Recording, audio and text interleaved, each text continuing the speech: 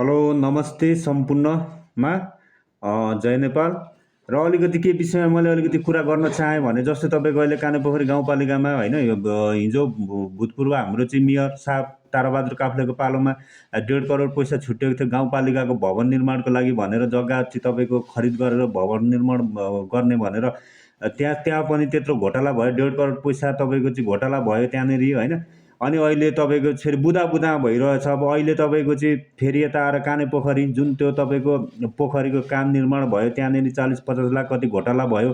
सधैँ कानेपोखरी गाउँपालिका चाहिँ भ्रष्टाचारै गरेर बस्ने त्यहाँको नेताहरू होइन, जनताहरू चाहिँ हामीहरू सबै नोकर भयौँ, नेताहरू सबै चाहिँ मालिक भए होइन। यो लोकतन्त्र गणतन्त्र यही हो। लोकतन्त्र गणतन्त्रमा चाहिँ तपाईँको नेताहरू मालिक हुने, जनता चाहिँ साला गरिब। सधैँ पालिकालाई चाहिँ भ्रष्टाचार मात्रै गराउने, भार मात्रै बगाउने, न एउटा चाहिँ तपाईँको शिक्षा क्षेत्रमा नराम्रो चाहिँ तपाईँको क्वालिटीको एजुकेसनमा लगानी गरेको छ स्थानीय सरकारले होइन।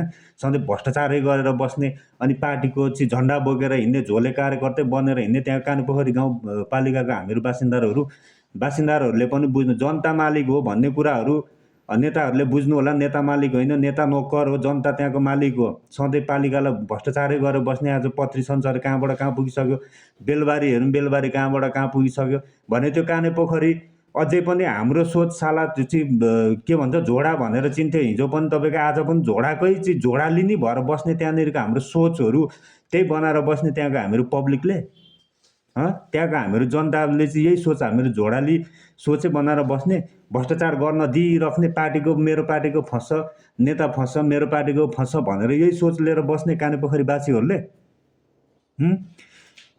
भ्रष्टाचार मात्रै गरे गर्ने। 10 वर्षमा के चाहिँ परिवर्तन भयो? 10 वर्ष भयो नेकपा एमाले त्यो कानेपोखरी गाउँपालिकामा राज गरे के घन्टा चाहिँ तपाईँको विकास गर्यो नेकपा एमाले। कतिवटा बाटा चाहिँ तपाईँ बाटाघाटाहरू बने, कतिवटा स्वास्थ्य चौकी बने 10 वर्षमा, कतिवटा चाहिँ युनिभर्सिटी खुले कानेपोखरीमा।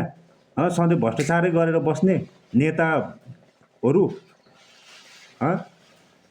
तिमीहरूको सोच कहिले पनि आउँदैन। विकास हुनुपर्छ, विकास गर्नुपर्छ, पालिकालाई अगाडि बढाउनुपर्छ।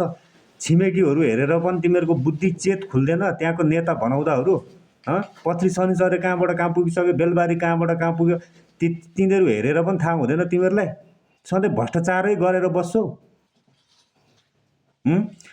युवाहरू उठ्नु होला, खबरदार गर्दै गर्नु होला। यो पनि एउटा खबरदारी मात्रै गरेको मैले। अब हामी पनि बाहिर छौँ, सधैँ घरमै बसेर त हुँदैन। कुनै दिन आउला हामी पनि घरमै बस्ने, त्यो दिन आएको बेला चाहिँ कसैलाई पनि छोड्ने कुरो हुँदैन। यति कुरा राखिराख्नुहोस्। तपाईँहरूको वृद्धामा ल्याएको त्यो दाइजो ल्याएको होइन, हामीले जिताएर पठाएको तिमीहरू चाहिँ नोकरहरू हौ, तिमीहरू नेताहरू, तिमीहरू अहिले मालिक भइरहेको छौ। त्यही भएको कारणले होइन नबोलौँ भन्ने मेरो पनि तपाईँको मनसाय थियो होइन। तर जहाँ अन्याय र अत्याचार भएको छ त्यहाँ त बोल्नुपर्छ। हेर्नुहोस्, डराएर हुँदैन। यिनीहरूले हाले के चाहिँ हाल्छन् त, जेलै हाल्ने हो, मारि नै हाल्ने हो। यिनीहरूले सिकेको यही त हो नि।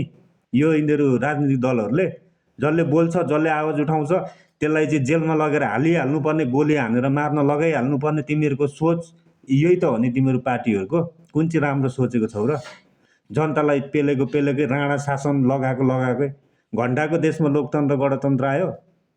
पैताला मुनि नि पार्ने तिमीहरू सधैँ भ्रष्टाचारै गरेर बस्ने। पालिकामा काम गर्नु पर्दैन, राम्रो कामहरू विकास निर्माणहरू गर्नु पर्दैन, राम्रो एजुकेसन ल्याउनु पर्दैन।